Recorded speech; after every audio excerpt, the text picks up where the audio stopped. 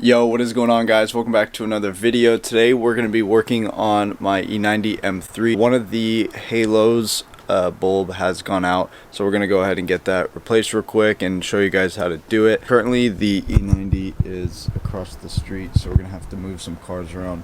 Probably just move the 190 over here, and then the SL is in the garage right now, so we'll go ahead and just move that out as well.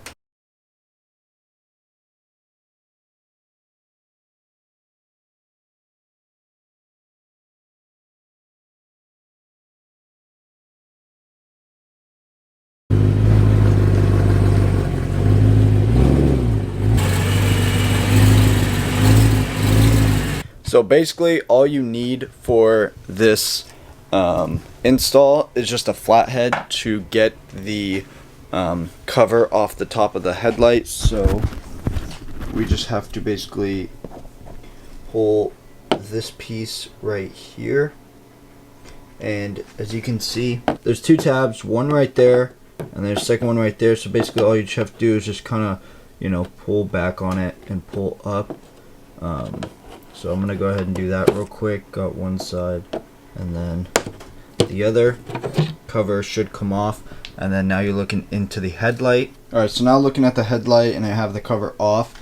This is the bulb that you're going to want to take out. It's going to be a little bit pushed more that way. You're going to want to rotate it counterclockwise, and then it come out and you should hear a pop, and then you should be able to just pull the bulb out and obviously disconnect that part right there, and then should be good to go ahead and get the new one all fit in.